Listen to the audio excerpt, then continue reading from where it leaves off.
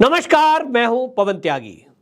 जी news के बाद news 18 का कर्नाटक चुनाव का सर्वे आया है और इस सर्वे में जैसा कि जी न्यूज ने दिखाया था कि भारतीय जनता पार्टी को 100 से 110 के बीच सीटें आती दिख रही हैं, यानी बहुमत मिलने जा रहा है।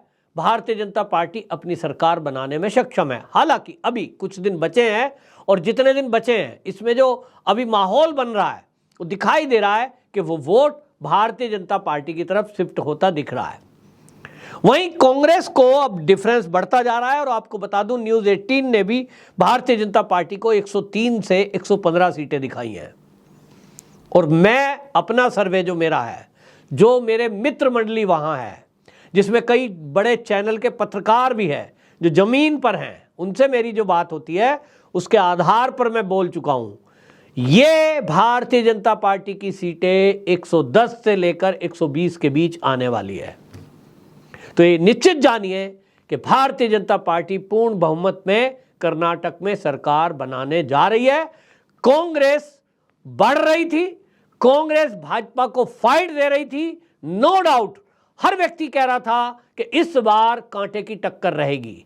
लेकिन कांग्रेस ने, जैसा कि होता ही है कि जब समय खराब हो तो उनका समय खराब है, क्योंकि गांधी परिवार से जब तक कांग्रेस का छुटकारा नहीं होगा, समझ लीजिए इस कांग्रेस के जहाज को डूबने से कोई नहीं रोक सकता। जब ये अंदर से बात उठी थी कि कुछ लोगों ने जो G23 बोलते हैं, पुराने लीडर हैं, उन सब ने ये बात उठाई थी कि जब तक गांधी परिवार से अलग का कोई अध्यक्ष पार्टी का नहीं बनेगा, उसके हाथ में पावर नहीं आएगी, जब तक ये बात बनेगी नहीं। हालांकि इसके बाद मल्लिकार्जुन खड़गे को अध्यक्ष बना दिया गया, लेकिन हमने देखा कि मल्लिकार्जुन खड़गे अध्यक्ष बन तो गए, पावर कहां है? पावर अभी भी मल्लिकार्जुन खड़गे के पास नहीं है। वो गांधी परिवार, वही राहुल गांधी। हमने देखा है कि मल्लिकार्जुन खड़गे खड़े हैं एक मंच पर, उसी मंच पर सोनिया गांधी खड़ी हैं। तो कार्यकर्ता जो छतरी लेकर खड़ा है धूप में, वो सोनिया गांधी के सिर पर करता है, ना कि मल्लिकार्जुन खड़गे के।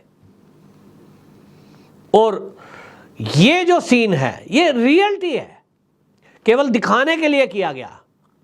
तो जब तक वहां कोई ऐसा लीडर निकल कर नहीं आएगा तब तक ये होना नहीं। और दूसरी बात, ये जो कांग्रेस है ये करती तो देश की आजादी के पहले से ये काम है कि तुष्टीकरण के कारण इसने सनातनियों को दबाया है, हिंदुत्व को दबाने की और कुचलने की कोशिश की है, और हमेशा देश के विरोधी ताकतों को इन्होंने बढ़ावा दिया है।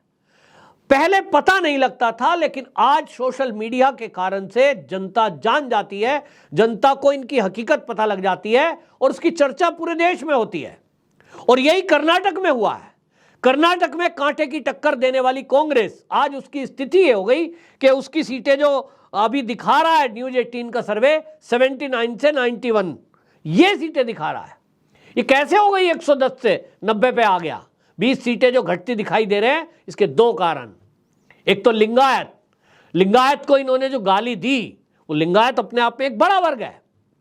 ये जो लिंगायत को लेकर के षड्यंत्र कर रहे थे कि उसको एक अलग कम्युनिटी का दर्जा दे दें ताकि हिंदुओं से अलग कर सके, और सबसे बड़ा बैकफायर कांग्रेस को यह किया है जो उन्होंने बजरंग दल को लेकर कहा कि हम अगर सत्ता में आ गए तो हम बजरंग दल को बैन कर देंगे। PFI से तुलना कर दी। वो धरती कर्नाटक की जहां हनुमान जी का जन्म हुआ, वहां योगी आदित्यनाथ जी जाते हैं तो वो उस धरती से कनेक्ट करते हैं कि देखिए मैं राम की भूमि से आया हूं, उत्तर प्रदेश में राम पैदा हुए और राम भक्त हनुमान कर्नाटक में पैदा हुए, हमारा जो मिलन है राम हनुमान की वजह से है, हनुमान जी के बिना राम की प्राप्ति संभव नहीं है। इस तरह से उन्होंने कनेक्ट किया, तो जनता कनेक्ट होती है कि बीजेपी के लीडर योगी आदित्यनाथ जी क्या बोल रहे हैं, वो हमें सम्मान दे रहे हैं, हमें हनुमान जी की संतान बोल रहे हैं। और दूसरी तरफ कांग्रेस है, वो कहती है बजरंग दल पर हम रोक लगा देंगे। इतना ही नहीं, यहां तक होता तो ठीक था, लेकिन इसके आगे हुआ क्या? इसके आगे ये हुआ कि मोदी जी, तो अब समझ रहे हैं मोदी जी जो है, कोई मोदी जी को साधारण व्यक्ति समझकर, साधारण राजनेता समझकर राहुल गांधी जैसा व्यक्ति अगर उनको काउंटर करने लगेगा तो फंसेगा। और मोदी जी ने फंसा दिया। मोदी जी ने एक सभा में बोल दिया कि भाई वोट डालने जाओ तो बोलना जय बजरंग बली। अब इस पर चर्चा शुरू हो गई। तो इन्होंने एफआईआर करा दी, चुनाव आयोग में लेके पहुंच गए। मोदी जी ने एक देवता का नाम कैसे लिया, एक धार्मिक नेता का नाम लेना चुनाव में सभा में गलत है। अब मोदी जी ने फिर उस पर रिएक्ट किया कि देखिए हम जय बजरंग बली की बोलते हैं तो कांग्रेस वाले हमारे ऊपर एफआईआर कराते हैं। अब ये कांग्रेस को भारी पड़ गया। कांग्रेस वाले कहीं हनुमान चालीसा पढ़ रहे हैं, कहीं मंदिर बनाने की बात कर रहे हैं। अब वो कह रहे हैं कि हमारी सरकार आएगी तो हम हनुमान मंदिर बनाएंगे। भाई तलवार, वो कहते हैं तीर कमान से छूट चुका, अब आपके हाथ से मुद्दा गया। अब आप मंदिर बनाने की बात करो, अब आप हनुमान चालीसा स्टेज पर पढ़ो, अब आप बजरंग बली कितना ही करो। आपने चुनाव आयोग में क्यों एप्लीकेशन दी? अगर स्टेज से किसी ने बोला जय श्री राम, तो आपको पता है पश्चिम बंगाल में इस जय श्री राम से ममता बनर्जी की चिढ़ दिखाई देती थी, क्योंकि वो चलती गाड़ी से उतर जाती थी। किसने बोला जय श्री राम? किसने बोला? पुलिस को बोलती थी पकड़ो इसको। तो दीदी के लिए वो कारण बन गया। भारतीय जनता पार्टी की 3 से 77 सीट हो गई। अब यही काम कर्नाटक में चल रहा है और वहां जय बजरंग बली गूंज रहा है।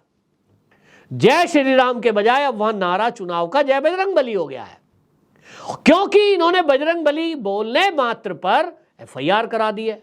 अरे भाई मौन रह जाते, मौन कहां से रहेंगे, समझ नहीं पाएंगे ना तो मामला फंसेगा।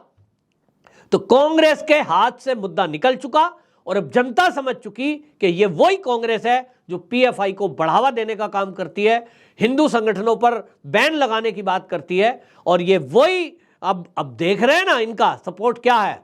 कई जगह इस तरह की घटना हो रही है और आपको बता दूं मणिपुर में जो घटना हुई है उसका इफेक्ट भी कर्नाटक पर 100% पड़ना है, क्योंकि ये किया कराया सब इन्हीं का है। लोग देख रहे हैं कि हिंदुओं पे हमला हो रहा है, कौन रक्षा कर सकता है? केवल भाजपा कर सकती है।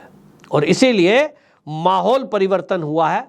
तो कर्नाटक की जो ये सीटें आने का दिख रहा है, अभी आपको बता दूं कि अभी 5 दिन बचे हैं। 5 दिन में 3 दिन अब चुनाव का प्रचार रह गया है। धुआंधार योगी जी की जो रैली हुई है और उसके बाद जो चीजें हुई है, पोलराइजेशन की बात की जाती है, ये पोलराइजेशन बीजेपी ने नहीं किया, उनके कहने से हो भी नहीं रहा था। और अगर भाजपा इस मुद्दे को उठाती है, कभी कोई मंदिर का या वैसा मुद्दा, तो लोग कहते साहब ये तो इनका रटा रटाया पुराना मुद्दा है। इस बार बीजेपी की तरफ से केवल विकास की बात हो रही थी, लॉ एंड ऑर्डर की बात हो रही थी, लेकिन भाजपा को पिच अगर दिया तो ये कांग्रेस ने दिया। बैकफायर कांग्रेस का हुआ है, भाजपा का फायदा हुआ है। नहीं तो आपको बता दूं नेक टू नेक फाइट हो रही थी और ये भी लोग कह रहे थे शायद कांग्रेस ही सरकार बना ले। तो ये कांग्रेस में जो चीजें चल रही है वो दिखा रहा है। कोई भी नेता कुछ भी बयान दे देता है और जो नेता बयान देता है वो राहुल गांधी परिवार को खुश करने के लिए ऐसा बयान देगा जो हिंदू विरोधी हो, जो सनातन विरोधी हो, जो मोदी का अपमान करने वाला हो, हिंदू देवी देवताओं का अपमान करने वाला हो। क्योंकि लीडरों ने अभी तक यही देखा है कि जो मोदी को ज्यादा गाली दे वही गांधी परिवार का प्रिय होता है, जो आरएसएस को गाली दे वही गांधी परिवार का प्रिय होता है। तो इनको लगता है बजरंग दल आरएसएस एक ही है, गाली दो तो शायद सोनिया गांधी सर पे हाथ रखेगी, शाबाश तूने बहुत अच्छा काम किया। और इसलिए दिन रात कांग्रेसियों का ये काम है, आरएसएस, विश्व हिंदू परिषद, बजरंग दल और ये बीजेपी गाली तो देंगे उनको। तो भैया आरएसएस को क्यों घसीटते हो? आरएसएस कोई राजनीति दल नहीं है। आप मोदी के बारे में बोलो, अमित शाह के बारे में बोलो, बीजेपी वाले के किसी भी नेता की बुराई करो, लेकिन आप कहेंगे आरएसएस दंगे कराती है, आरएसएस की तुलना बोको हरम से कर देंगे आपके नेता। अब बजरंग दल पर आप कहेंगे साहब ये पीएफआई से तुलना, तो देश कैसे समझ लेगा? पहले नहीं होता था, लेकिन अब लोग समझते हैं, जानते हैं, बूझते हैं। और इसलिए जनता समझ चुकी है, अब इनके बहकावे में नहीं आएगी। इसका नतीजा अब कांग्रेस को भुगतना पड़ेगा। तो सर्वे निश्चित रूप से ये बता रहे हैं कि सरकार तो कर्नाटक में भारतीय जनता पार्टी की ही पूर्ण बहुमत की बनने जा रही है। आपकी क्या राय है? कमेंट बॉक्स में जरूर बताएं। वंदे मातरम।